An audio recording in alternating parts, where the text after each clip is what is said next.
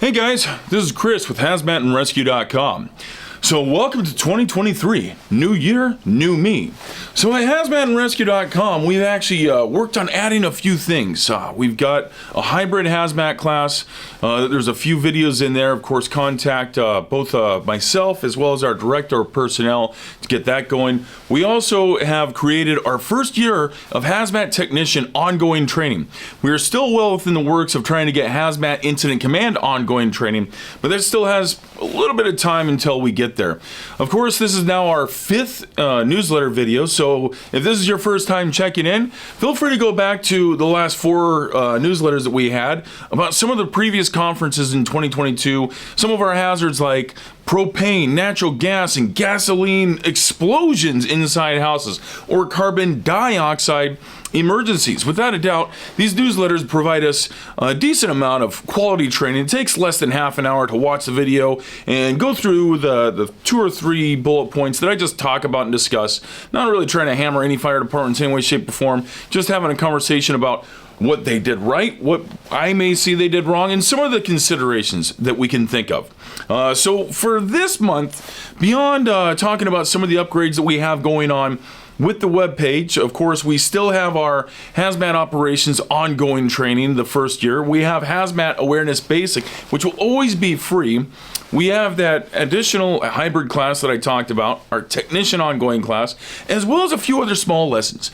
We have container identification. This is a 2-hour class at the maximum of multiple containers, whether they be highway cargo tanks, rail tank cars, fixed facility tanks, non-pressure vessels, all stringed out almost, I think it's 165 different pictures to let you identify what state of matter is inside the container, what state of matter is outside the container, what the hazard is, what's the nomenclature of it, and what the proper name of the container is to prepare you if you have to do any initial hazmat certifications. We also have a safety data sheet test, framed out very similar to that container ID test for those that are trying to make sure that they pass their JPRs or job performance requirements per NFPA 470. That's once again probably about, I think, 50 or 60 slides they go over all 16 sections of the safety data sheet. They ask you some specific information. We have 3 different safety data sheets within this, so it gives you a few sets and reps to go through that. And then, of course, the last one for any members that have passed a written test and are still trying to pass a hands-on skill sheet, whether it be IFSAC or Pro Board certification. We ended up putting together about a 2-hour-long class for all the 12 job performance requirements that are in Washington State Patrol that I currently teach in person up here in the great state of Washington. So they have 12 JPRs, and we have videos from some candidates that went through hands-on, and we have challenge questions based on the skill sheets that there are. Your state, your organization, your testing process may be a little bit different, but no doubt the process is going to be at least similar. There are some things that are in those videos that are simulated, but without a doubt, we have a lot of great things coming up for 2023 on top of that. We're going to polish up a few of those videos. We're going to add and update some of our correlation charts with our air monitor card. We're going to be providing a little bit more information, and I'm hoping to do a little bit more video content on our social media pages, whether it be Facebook, the Twitters, a little bit of LinkedIn, and sometimes TikTok, Instagram. So keep your eyes open out there and subscribe and check those things out. Now, for the month of January 2023, our first quarter newsletter for this year, I wanted to talk specific on a chemical and chemical hazard that we all have been on, whether it be law enforcement, firefighting, heck, even construction, industry reps. It's carbon monoxide. Now, last year I talked about carbon dioxide. It's a more exotic chemical that we all know of as the greenhouse gas, and it's out there. We're exhaling other things like that. But more commonly for fatalities, for injuries, for hypoxia, we see carbon monoxide as a concern. CO, carbon monoxide, CO. Now, when I take a look at CO and carbon monoxide, I can look at things like the NIOSH Pocket Guide. I can look at programs like WISER to identify the physical and the chemical characteristics. When I sit there and look at the occupational risks carbon monoxide as a gas. It's going to be coming out as a gas that has an IDLH, immediately dangerous to life and health value, of 1,200 parts per million. I go in depth between carbon monoxide and carbon dioxide in our advanced hazmat ops ongoing training, so if you want to check that video out, feel free. But more importantly, about carbon monoxide and carbon monoxide calls, I don't want to just talk about the science behind it. We know that carbon monoxide is created when we have incomplete combustion. That's the biggest thing right there, is incomplete combustion of these products. And to identify and sense the carbon monoxide, you can't smell it, you can't see it, you can't taste it.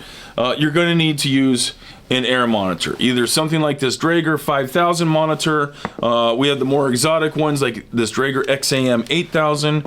I can go to an MSA, an Altair 4 or an Altair 5. I can have single gas monitors that pick this up. But it's important to understand how our monitor is sniffing the chemical. So a carbon monoxide detector is using, typically it's an electrochemical process. So what this means is we have an electrolyte inside a sensor, and a chemical reaction is occurring between the carbon monoxide in the atmosphere and the electrolyte that is in the solution as we go on here. Now that carbon monoxide is going to change the electrical input and the output of my sensor. So as my monitor is on, as it's continuing to be on, my sensors, my electrochemical sensors, are always taking electricity. They're always sucking down juice because it's kind of like a short circuit. If you end up putting 2 electrodes in some salt water, which is an electrolyte, and you have a battery hooked up, that battery is going to continuously drain. So that's the first thing to understand with air monitors and carbon monoxide is if my monitor it has battery life on it, even though there's nothing on, my monitor is not on, it still is taking electricity right now and sucking juice down from my sensors that are electrochemical. Another very important thing about this is the fact that carbon monoxide is a specific chemical. That electrolyte reacts with the carbon monoxide. That chemical can also react with other products. They can give you a false reading, right? Because once again, I'm taking an electrical input and I'm going to be getting a digital readout from this. So when I get my monitor, whether it be Industrial Scientific, a multi-ray, a Draeger like I have here, it doesn't matter what brand, inside that there's that sensor, and inside within some reference material we have correlation charts or cross-sensitivity charts. If you want to learn more about cross-sensitivity charts, go and check out our store. We have an air monitor card that provides the high and low values, the OSHA high and low values. In California and some other states, the values are different, but it gives us the low and high levels for our alarms, the IDLH, when we need to ventilate versus evacuate. And on the back side of our air monitor card, we have a QR code, which goes to the common cross sensitivities and correlation gases for most of my sensors, my common sensors that I have out there, as well as other great training videos from all those main manufacturers of air monitors. Now, because I have 2 Draegers here with me, I'm going to take a look at the Draeger cross sensitivity chart. And in the Draeger cross sensitivity chart, it's a 287-page book, but it's not 287 pages of a diatribe that you need to read over and over and over again. You look to the table of contents, you find out what sensor you need, you get to the page, and I directly go over to get page 144, 142, 43, and 44. That's 3 different sensors that are carbon monoxide specific sensors. And I have an entire list of cross sensitivities like acetone, ammonia, carbon dioxide, chlorine, dichloromethane, ethane, ethanol. There's a lot of them. Now, as we go in here, I want to focus in specifically on hydrogen. I'm not going to be going on a lot of phosphine or trichloroethylene calls out there. There's still that potential, but one of the most common products that I see out there is hydrogen. And hydrogen comes out from overcharging of lead acid batteries, chemical reactions between acids and bases. Hydrogen is our most common element that is out there in the universe. So we see hydrogen out there all the time. And you look here, at least on this chart, hydrogen is a 0.1% volume sensitivity, and we see 90 parts per million for CO without a selective filter. That's extreme.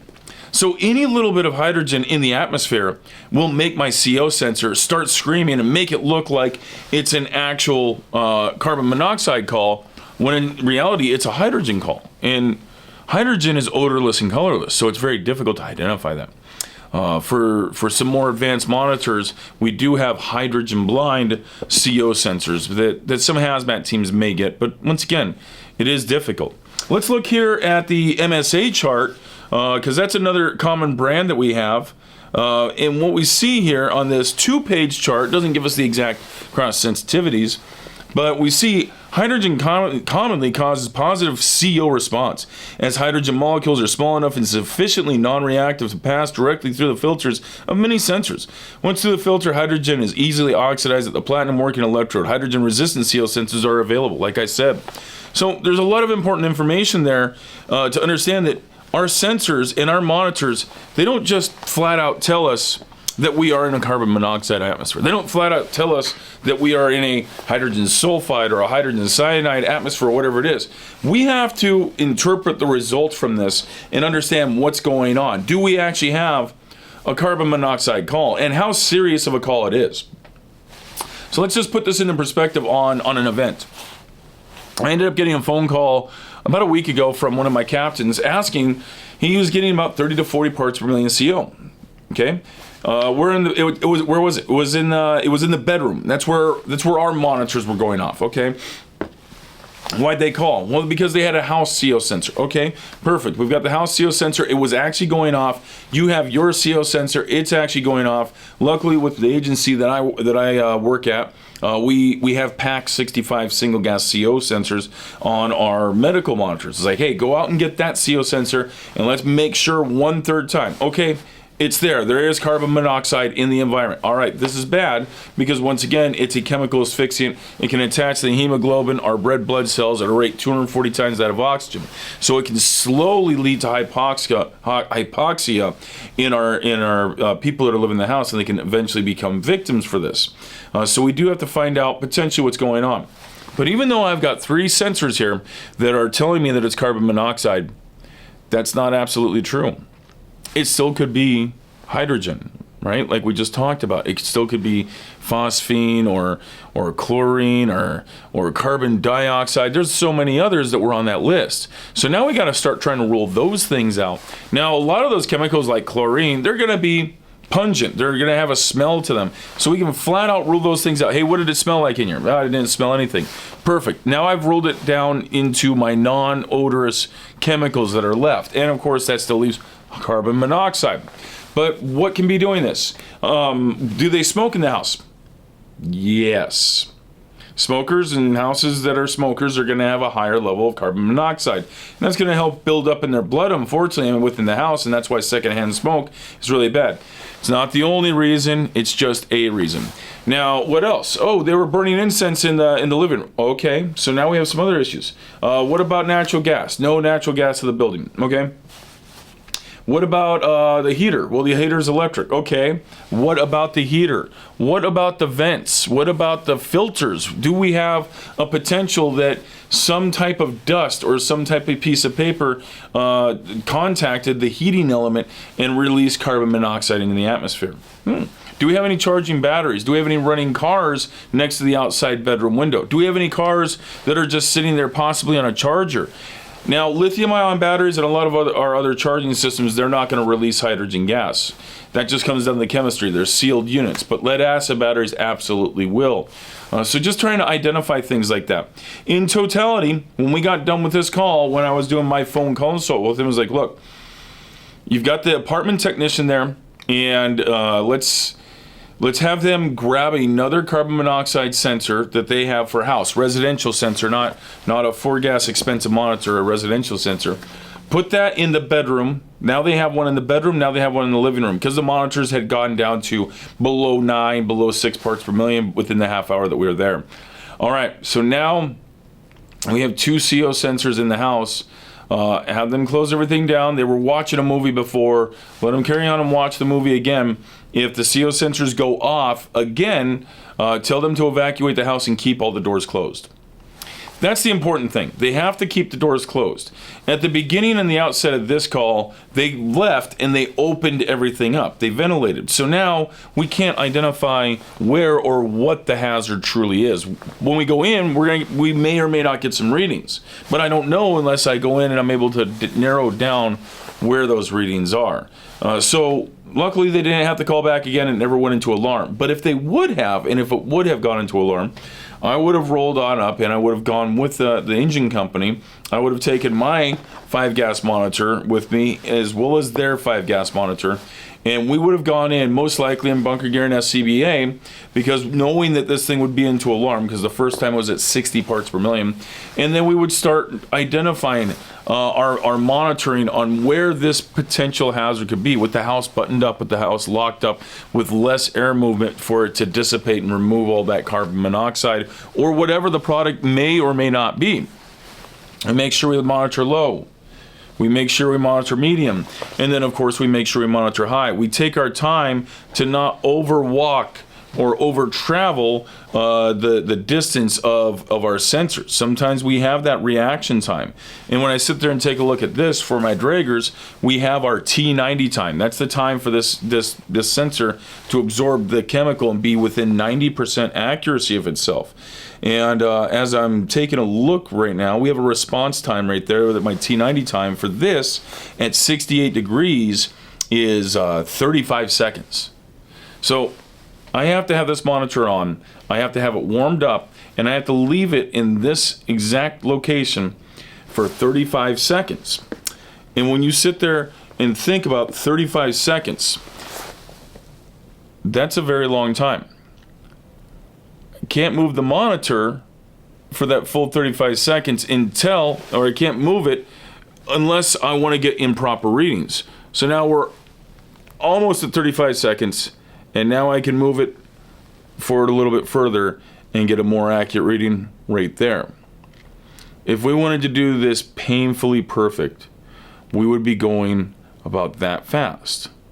I'm not suggesting we need to go that fast as we go through this, but if we are getting a second call out and we have second confirmation that there's potential for carbon monoxide in the environment, I need to narrow it down on where that product truly is. And to truly identify where that product is, I have to wait that 35 seconds and only move a foot or two as I go through this. And I have to monitor low for 35 seconds, medium for 35 seconds, and high for each of these locations. Now, we're going to start narrowing it down. I'm not going to do that for the entire building. I'm not going to do that for the entire apartment building. I'm going to narrow it down to whatever room that is, and then I'm going to start getting very, very definitive as it goes on. And once I get closer to my source, I'm going to definitely slow down. So just some pointers on when we go through this. Just remember that this monitor, when it goes beep, beep, beep, recognize that it is an alarm. Recognize that that first alarm typically is our permissible exposure limit, which per OSHA, we can be in that environment without respiratory protection for 8 hours a day for 40 hours a week. It's a very low level. Compared to the ideal H, the PEL for carbon monoxide is 35 parts per million. The first alarm is 35 parts per million. You compare that to the immediately dangerous and life health value of 1,200, that's really low. It's really low. I'm not saying it's not a hazard. It kills people all the time. So make sure we understand that how our monitors work. Make sure that our monitors can send us into a wrong direction and down a tail path that we may not have otherwise expected. If you're getting improper readings with your monitor, you need to do some soul searching to identify what's going on. Back up, identify potentially what other cross interference gases are, what may be going on with the monitor. Do temperature and humidity play an effect? Absolutely. So we may want to bring in a second monitor to try to correlate and validate what our findings are or may not be. After we go through that, make sure we keep the public safe. If we don't know, there's many times we do not know. That's okay if we have other engineering controls or protection measures to remind them to get out as we go through that, right? A lot of people get really hung up on that. Well, we can't leave because we couldn't find the leak. Well, you go on a smoke in a residence. Did you open up every wall to make sure there's no smoke left? No. Once you clear out the smoke, you try to figure out what's going on. Sometimes you're going to be able to find it out. There are times you can't. Well, they have smoke detectors. call us back when we have an issue. Reset the alarm, reset the system, and we'll come on back. And then, of course, always call a hazmat tech, always call a representative, call tech support. There's a ton of other resources out there. Get on the phone, get on the horn, use your air monitor cards, use the resources, start thinking about it, and always ask and phone a friend to bounce it off somebody else. Okay, so that's what I got for carbon monoxide calls, guys. Once again, go and check out hazmatandrescue.com. Throughout the year, we're going to absolutely add tons of more stuff. I'm looking at some more amazing conferences and classes across the country. I'm looking at booking a flight and a trip over to Michigan in luxurious February to go meet up with our friend Adam up there at Firehouse Training. So we're going to come on down, and he's going to come down. I'm going to go on over. We're going to meet on up. Hopefully we can get him in front of this camera and talk about some lessons and some other great stuff. We're absolutely slated and excited to go back to IFC in June in Baltimore. There's going to be a few hazmat classes over at the National Fire Academy I'll be taking over there as well. And absolutely, I'll be going down to the Hazmat Instructors Conference in Fort Lauderdale, Florida in November. I know there's going to be more coming up. But once again, guys, check out the news, check out the webpage, check out the social medias. Thanks again, and absolutely make sure you keep on training and stay safe. For Hazmat and Rescue, this has been Chris Pfaff.